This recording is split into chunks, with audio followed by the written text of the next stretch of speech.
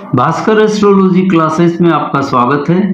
इस श्रृंखला में हम आपसे बात कर रहे हैं सप्तमेश के अपने भाव से द्वादश यानी छठे भाव में बैठे होने के फलों के बारे में।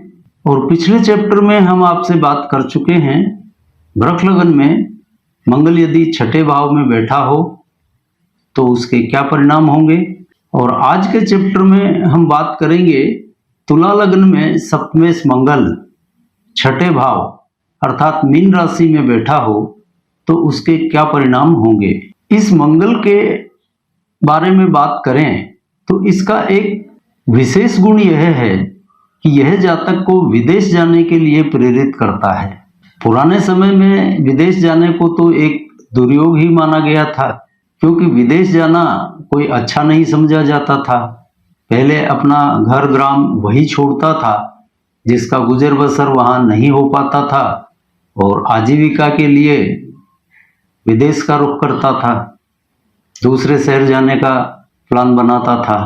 किंतु आज विदेश जाना एक स्टेटस सिंबल हो गया है और आपके पास भी रोज कोई ना कोई आता ही होगा कि मेरा वीज़ा कब लगेगा, पासपोर्ट कब बनेगा, विदेश कब जाऊंगा। तो मंगल की यह स्थिति विदेश जाने वालों के लिए एक बढ़िया स्थिति है। जातक के वीज़ा पासपोर्ट का काम आराम से हो जाता है, कोई दिक्कत नहीं आती और आराम से वह विदेश जा सकता है। यह मंगल जातक को आर्थिक स्तर पर भी अच्छी सफलता देता है। इन जातकों की एक विशेषता होती है कि ये पारिवारिक सुख यानी परिवारजनों के सुखों के लिए कुछ नहीं करते हैं। ये जो कुछ भी करते हैं अपने लिए करते हैं और इसीलिए ये सफल भी हो जाते हैं। जैसे मान लीजिए घर में 4 भाई बहन हैं और हैं, तो ये उनकी जिम्मेदारी उठाने से बचते हैं और सिर्फ अपना अपना देखते हैं, इसलिए ये उन्नति भी आराम से कर जाते हैं। परिवार के दूसरे सदस्यों की जिम्मेदारी नहीं उठाते तो इनका खर्चा बच जाता है, इस वजह से इनकी उन्नति भी होती चली जाती है। अब यहाँ पर मंगल की अंतिम दृष्टि यानी अष्टम दृष्टि की बात की जाए तो यह भी लग्न पर ही पड़ेगी और लग्न में पड़ रही है तुला राशि। तो यहाँ पर लग्न डीएक्टिवेट होगा और तुला राशि यानी सप्तम भाव एक्टिव होगा। इसके परिणाम स्वरूप जातक का जन्म स्थान छूटना तो तय ही समझ लीजिए कि जन्म स्थान तो छूटेगा ही। यानी इनको यदि उन्नति करनी है, सफलता प्राप्त करनी है,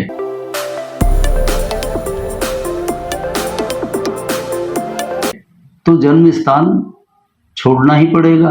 जन्म स्थान पर रहकर खाना कमाना तो चल सकता है, पर कोई बहुत ज़्यादा उन्नति ये नहीं कर पाएंगे और अमूमन इनका जन्म स्थान छूट ही जाता है। अब यहाँ पर देखिए लग्न डीएक्टिवेट हो रहा है और सप्तम भाव एक्टिव हो रहा है।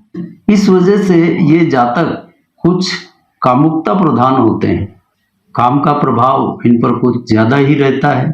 ये अपनी मस्ती में जीना चाहते हैं और इसी के परिणाम स्वरूप जीवन साथी इन पर हावी रहता है।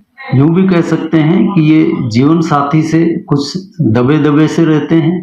इनको मस्ती में रहने की ऐसी आदत होती है, इज्जत खराब होती हो तो भले ही हो जाए, लेकिन इनकी मस्ती जारी रहनी चाहिए। मस्तीखोरी की आदत को ये छोड़ नहीं पाते हैं, इस वजह से इनका व्यक्तित्व नहीं बन पाता।